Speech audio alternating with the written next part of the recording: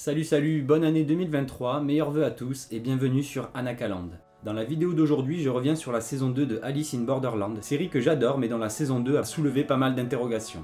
Notamment avec cette fin qui oscille entre déception et espoir pour la suite. En effet, alors que la série qui est un des plus gros succès de Netflix devait courir sur au moins 3 saisons, ici on nous propose une fin potentielle après seulement 2 saisons. Et au moment où j'enregistre cette vidéo, Netflix n'a d'ailleurs toujours pas annoncé que cela serait bel et bien la dernière. Donc en plus de mon analyse et de mon avis personnel sur cette saison, je vais m'efforcer de trouver les arguments pour une 3e saison, afin d'avoir réellement la fin que cette série mérite. De plus, la thématique pour la première vidéo de l'année est parfaite, car la thématique du Japon colle parfaitement. Car bien que je ne prenne jamais de résolution en janvier, si c'est pour abandonner ça ne sert à rien, je me suis toutefois posé un challenge cette année, qui sera d'apprendre le japonais, chose que je repousse depuis bien trop longtemps, mais cette année c'est la bonne. On se tient au courant sur les réseaux sociaux de l'avancement du projet. Revenons à la vidéo qui évidemment sera full spoiler sur les 2 saisons d'Alice in Borderland, donc vous êtes prévenus. Et de toute façon j'imagine que tout le monde l'a déjà vu. Je commencerai donc avec les très bons points de cette saison, je continuerai avec quelques défauts que je n'ai pas pu m'empêcher de remarquer, et pour finir je reviendrai sur la fin en demi-teinte et la possibilité d'une 3e saison.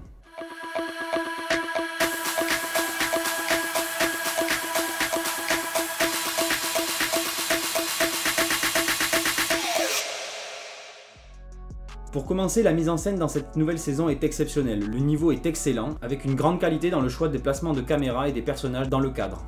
On a souvent droit à des cadrages magnifiques dans lesquels les personnages sont placés à merveille, ou encore avec des flashbacks qui tentent de placer le doute en nous tout au long de la saison quant à la réalité de ce que l'on voit.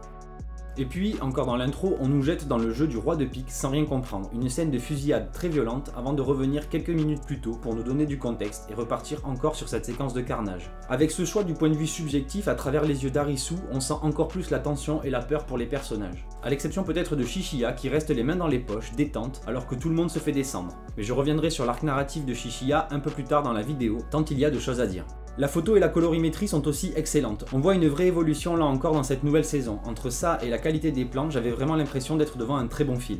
Le découpage est énorme dans cette saison, dans la continuité de ce qui avait été fait dans la première, mais en bien mieux. On a un découpage dynamique lors des épreuves qui alterne entre gros plans significatifs et des plans d'ensemble vertigineux, qui donnent réellement cette impression d'immensité.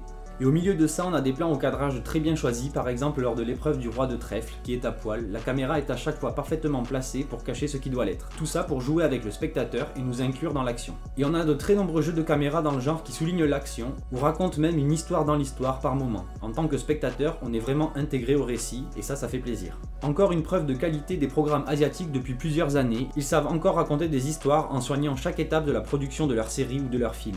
Et pour continuer sur le jeu du roi de trèfle qui est excellent, bien qu'un peu long à mon goût, tout de même à cheval sur 3 épisodes, mais c'est une véritable leçon de vie pour Arisu, étonnamment. Et sa rencontre avec Kiyuma l'aura profondément changé. De plus, Kiyuma, le roi de trèfle, est énorme, le personnage a un super charisme, j'aime trop son langage corporel, toujours entre combat et détente. Et notamment le moment où il finit par terre après le plan d'Arisu pour prendre leur base, et qu'il reste allongé au sol, en détente, avec une pose de beau gosse. Toutes ces petites pointes d'humour qui sont présentes pendant cette épreuve allègent un peu le propos à chaque fois. Un humour qui dans cette série d'ailleurs repose principalement sur de l'acting avec des personnages qui ont parfois des réactions un peu étranges ou juste comiques, plus que sur du dialogue et ça change un peu, sauf peut-être avec toutes les allusions lourdingues sur Arisu et Usagi. Et si on y ajoute le fair play de l'équipe du roi, on arrive à un jeu qui n'a de mortel que ses règles. Les joueurs ne cherchent pas à s'entretuer, au contraire, ils se rapprochent comme dirait le roi, ils deviennent amis. Chose que l'on ressent vraiment lors de leur dernière confrontation, avec cette mise en scène qui exprime vraiment la solitude pour ces 2 hommes qui s'affrontent, chacun dans un coin du cadre. Ce qui, entre autres, me fait vraiment dire que cette 2e saison a complètement changé sa façon d'aborder le récit. Alors que la première saison était vraiment centrée sur les jeux avec ce sous-texte fantastique, là, dans la 2e saison, on est plus concentré sur le voyage spirituel, l'évolution des personnages et leurs interactions. À plusieurs moments, la série n'est plus un jeu de mort, mais une histoire d'amour, entre Arisu et Usagi qui prennent vraiment leur temps pour officialiser leurs sentiments. Ou même à moindre échelle mais avec beaucoup plus de second degré, c'est l'évolution de Niragi que je retiens. Il passe du véritable enfoiré qu'il était en saison 1 à allié temporaire, dont les travers reviennent finalement foutre le bordel dans les jeux, mais ensuite il redisparaît pour devenir encore plus cinglé, rendu fou par la peur et la solitude. Et cela rejoint également ces flashbacks dans lesquels on le voyait se faire harceler. Il était une victime et se sentait seul dans ce monde surpeuplé, alors qu'ici il s'était intégré, et il se sentait compris par ce monde, mais à la fin il ne peut pas supporter l'idée de mourir dans l'oubli, ou pire que les autres partent sans lui s'il gagne le jeu. On retrouve également le côté vitrine de Tokyo dont j'avais déjà parlé dans ma vidéo précédente sur la série, avec un plus dans cette saison, une hauteur que l'on n'avait pas précédemment. Entre les dirigeables qui nous obligent toujours à regarder vers le haut et les vues aériennes renforcées par des make paintings plutôt convaincants, qui ont fait de cette ville superbe un lieu sauvage dans lequel se mêlent sentiment de liberté et de danger. Cette ville qui est rongée de plus en plus par les plantes qui l'envahissent est une destruction qui est lourde de signification je pense, et sur laquelle je reviendrai plus tard dans la vidéo quand je parlerai de la fin. Concernant les arcs narratifs dans cette saison, un de mes préférés, celui de Shishiya. Personnage que j'aime beaucoup depuis la première saison, il a toujours tellement l'air au-dessus du reste des joueurs, à part bien sûr Arisu, mais dans cette saison c'est bien lui qui roule sur le jeu. Déjà, comme je l'ai déjà dit au début, il est vraiment pas stressé, il se balade les mains dans les poches, confiant, alors que personne ne comprend ce qu'il se passe encore et que beaucoup de gens meurent sous ses yeux. Probablement le calme du chirurgien qu'il était, mais tout de même, quel sang-froid. Et quand il est séparé du groupe, il fait sa vie de son côté, il n'envisage même pas de rechercher ses amis, il participe d'abord à un des meilleurs jeux de la saison, celui du valet de cœur, dont le concept est bien tordu et dans lequel on fait la rencontre de deux psychopathes notamment qui vont devenir les prochains rois et valets de cœur à coup sûr. Le futur roi dit même qu'il veut contrôler le pays de Borderland, donc un poste de roi semble idéal pour lui. Et pour revenir à Shishiya, il passe cette épreuve presque trop facilement, même si cela joue avec beaucoup d'autodérision quand ça se complique pour lui, il a un sacré coup de chance et c'est grâce aux deux autres qui se sont entendus entre eux qu'il s'en sort. Mais que serait la chance sans l'intelligence de la reconnaître et le talent pour la tourner à son avantage? Et dans cette saison, je dirais que c'est ce qui caractérise le plus Shishiya, car après on le retrouve pour le roi de carreau, où il s'en sort également grâce à sa maîtrise de la psychologie humaine face au roi, en le manipulant et jouant sur sa culpabilité pour l'emporter. Ainsi, Shishiya donne vraiment l'impression de rouler sur le jeu avec son attitude nonchalante. Ça semble presque trop facile pour lui jusque-là. D'ailleurs, je tiens aussi à dire que je reste très déçu de ne pas avoir vu plus d'épreuves de carreau qui sont mes préférées. On a seulement vu le roi, et en plus ce jeu censé être logique est remporté plus comme un jeu de cœur que de carreau. Il me semble même que les joueurs en discutent pendant cette épreuve, qui a d'ailleurs un design de ouf. J'ai beaucoup aimé la sobriété de l'arène et ses énormes balances qui se remplissent d'acide en un teasing pour ses morts bien gore. On n'a clairement pas envie de se prendre une douche et l'ambiance est bien trop pesante pour un simple jeu de carreau. Et Shishiya, même après avoir gagné, est bouleversé. Et c'est bien le fond des jeux de cœur, que même en gagnant, on se sente comme une merde. Dans ce jeu de carreau, on est très loin des casse-têtes comme celui des ampoules dans la première saison. Et Arisu, qui est un expert de la logique, ne participe pas à un seul jeu de cette couleur. C'est dommage. Et on n'en sait donc pas plus sur le valet ou la dame de carreau qui sont vaincus hors caméra ou dans un rapide montage dynamique avec de la musique.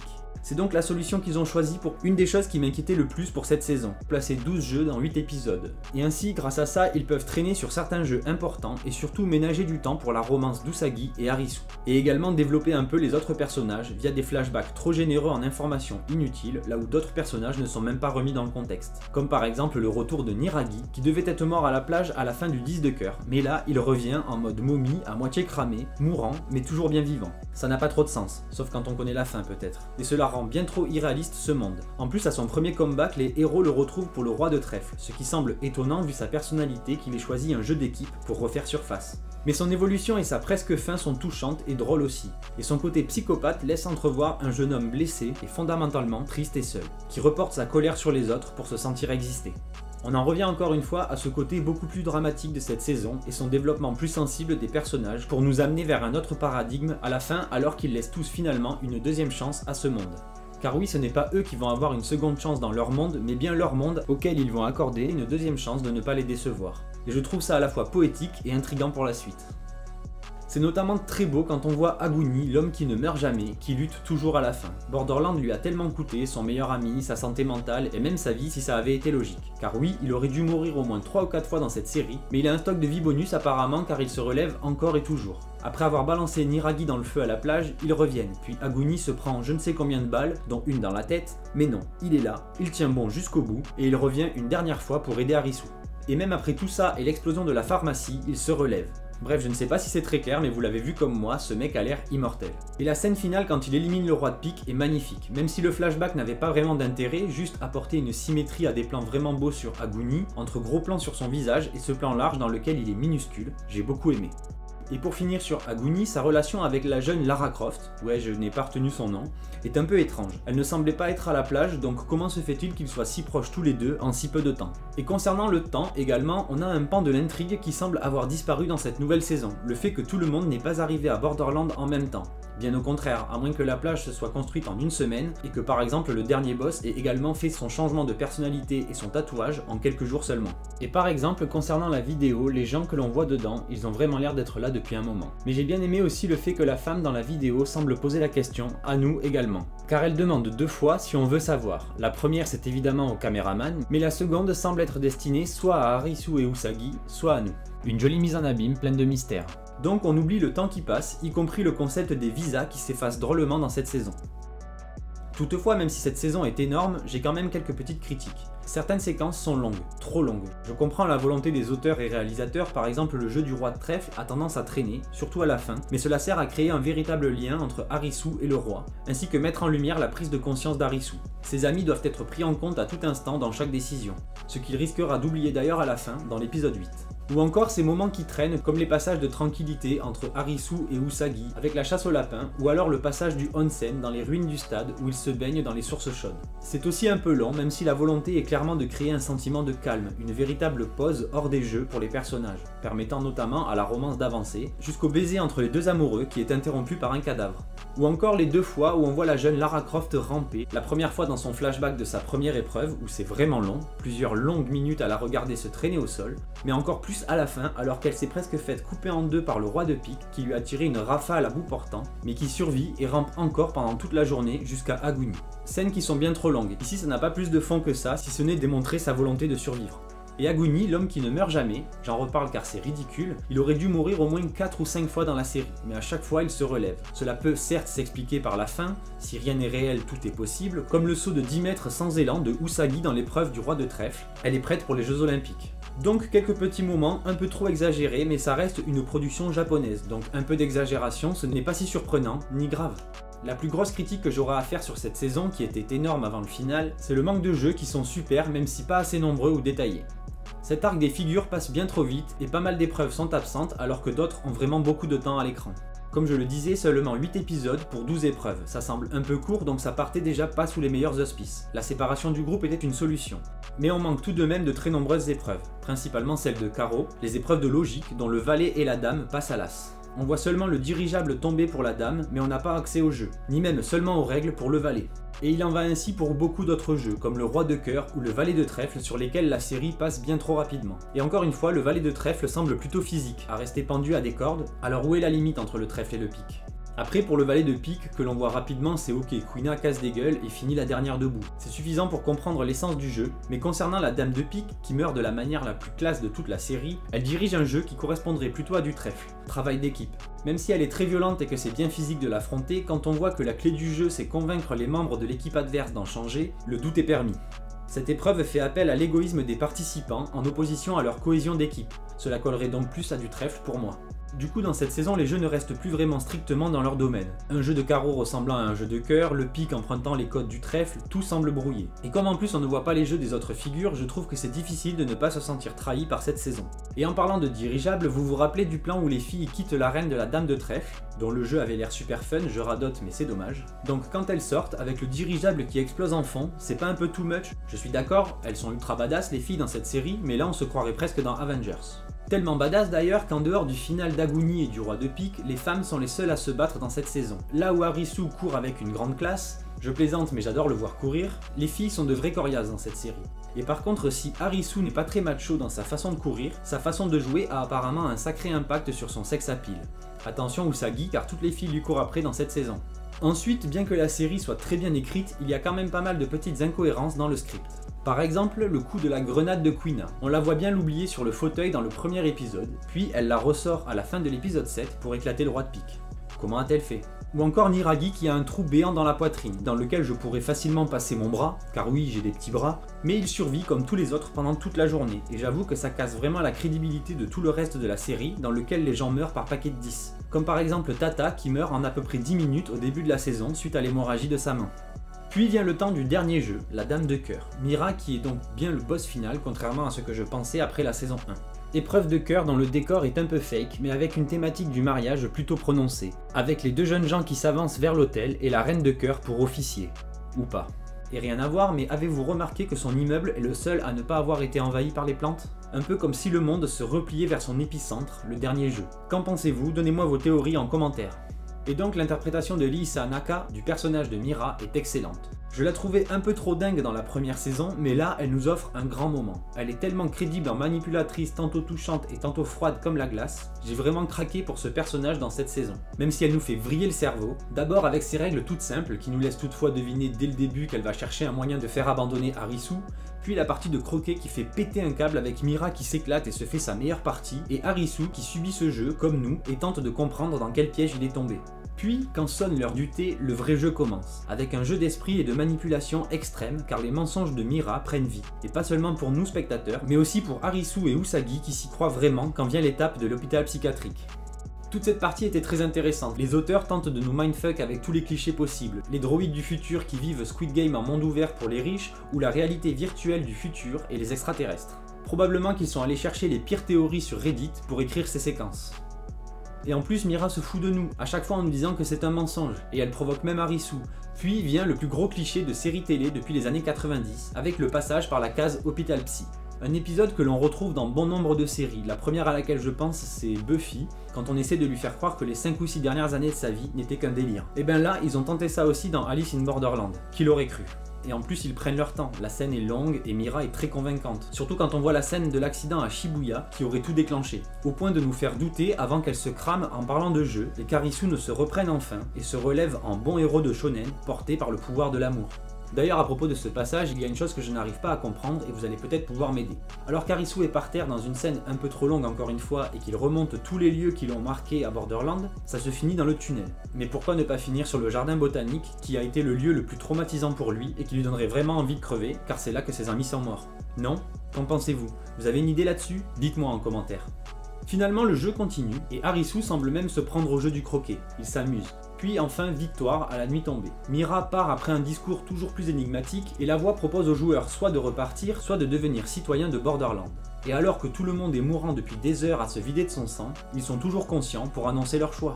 À l'exception de Anne qui était bien morte mais qui se réveille tout de même dans le monde post-météorite, et ça c'est grâce au pouvoir de l'amitié. Mais tous les autres sont encore là à attendre la fin du jeu. Niragi et son trou dans la poitrine, ou Kuina transformée en brochette, ou même Tomb Raider qui a réussi à ramper et à rester en vie tout ce temps. Bref, encore une fois, c'est chelou, mais si c'est bien une hallucination collective ou un rêve, ça peut s'expliquer.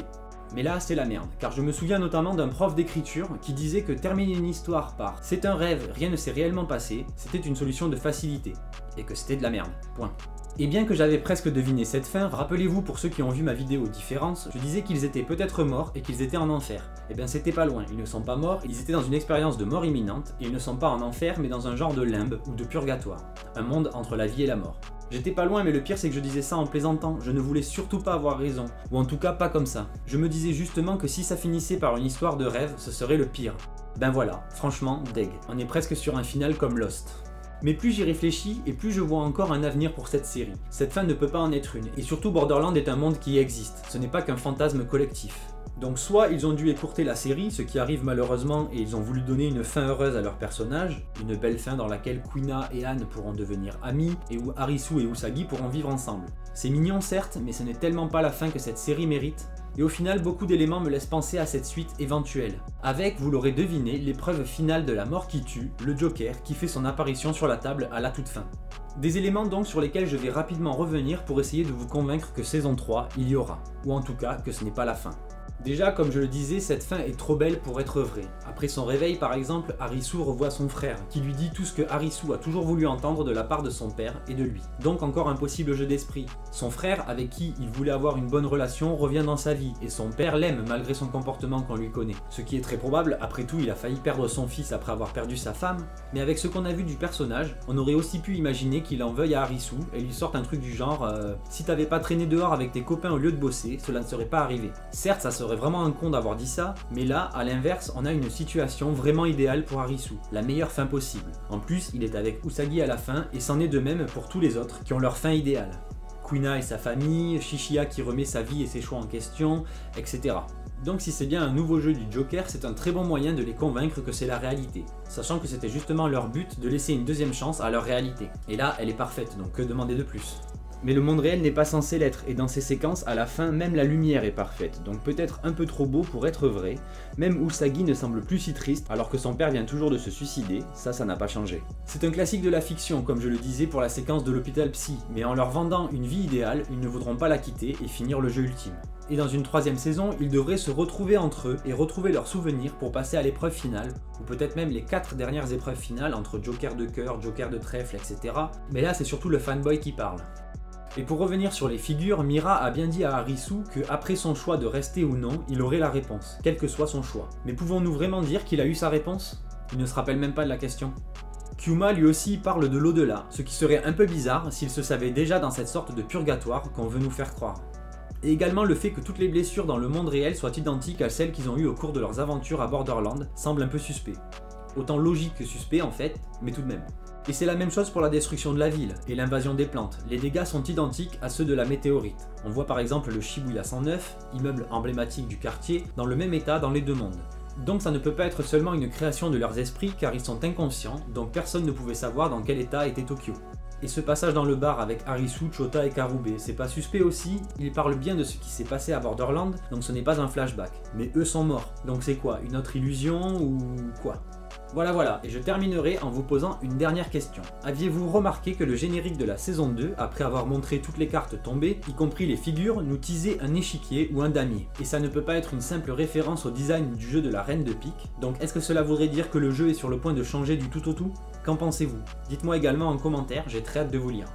Donc une saison 2 énorme, avec une fin douce amère qui annonce le bonheur et l'amour pour nos personnages, et qui se finit sur un message d'espoir pour tous ces gens dont la vie va changer en mieux grâce à cet événement, ou alors qui nous tease très subtilement que l'illusion, et donc le jeu, n'est pas fini.